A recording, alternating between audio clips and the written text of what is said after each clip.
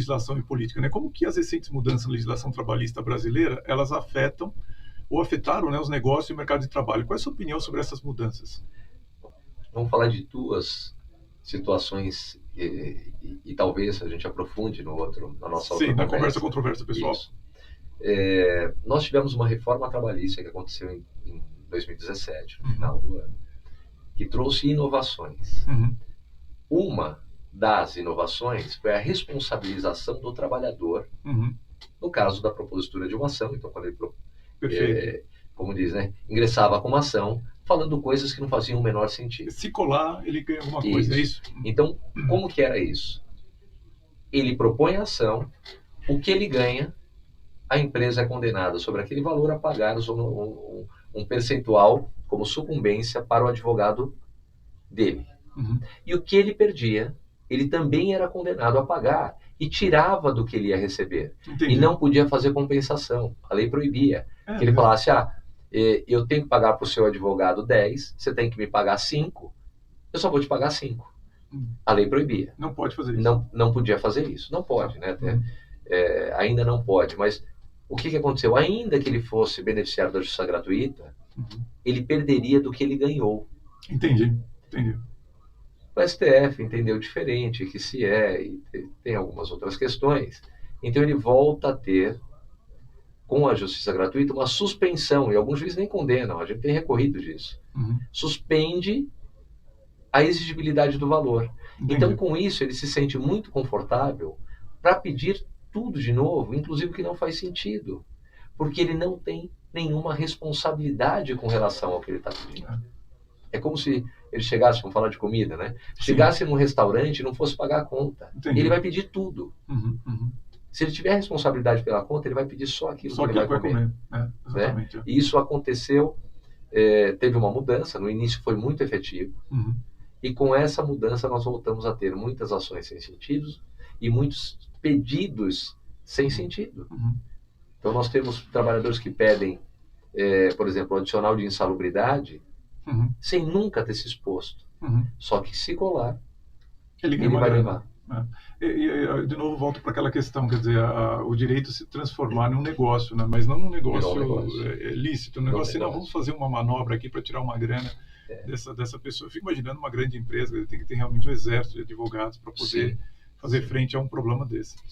Sérgio, como é que você se mantém atualizado diante de todo esse arcabouço que você mostrou aí? Eu vejo primeiro que o Sérgio é muito atualizado, mas como é que você faz isso? Então, não é algo simples. Eu recebo até como elogio, porque eu vivo sempre correndo atrás disso, é como se eu estivesse sempre em débito. Então, uma das formas de manter atualizado é ler decisões recentes dos tribunais.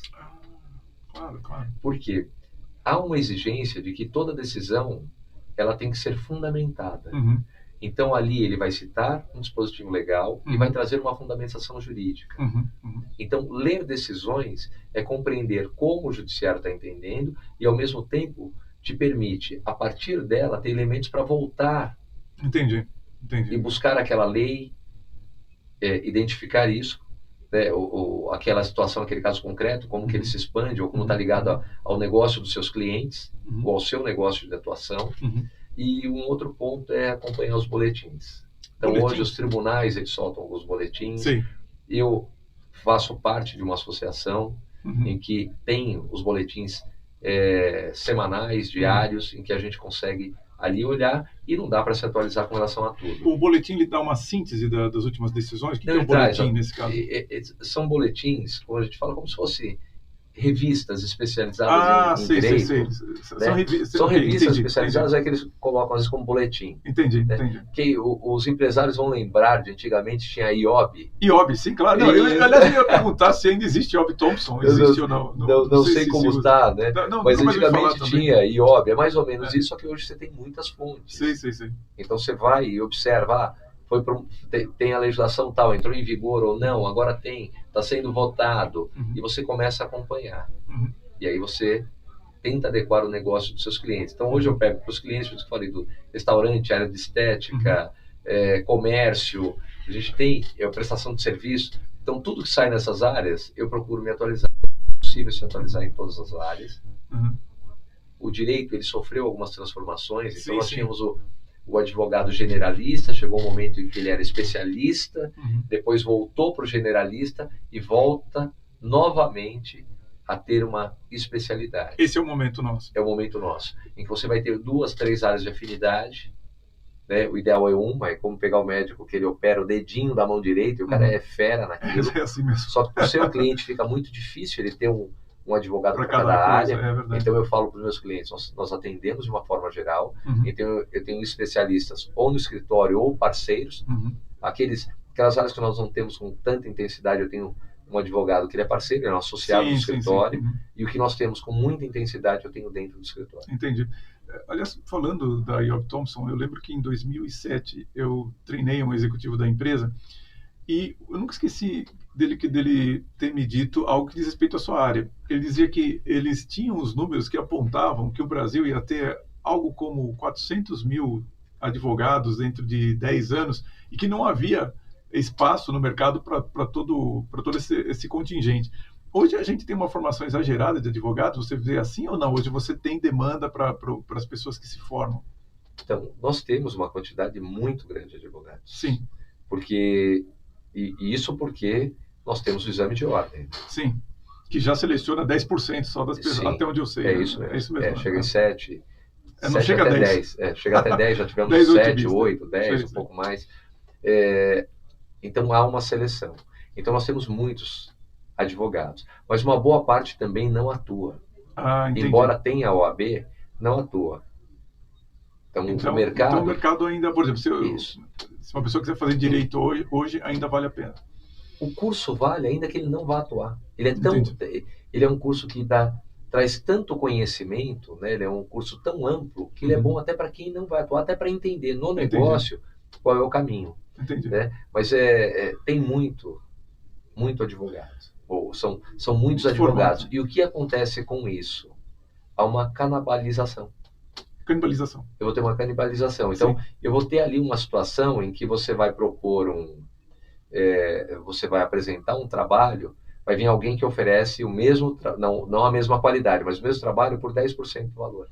10% do valor? Embora eu tenha uma tabela da OAB que ela coloca qual é o mínimo. Sim, porque esse cara precisa pagar o aluguel. Entendi. Esse cara tem as despesas dele. Você é obrigado a seguir a tabela do OAB, não? Não, mas pode dar algum problema. Se você tiver esse tipo de atividade, canibalizando, você vai ter problema. Sim.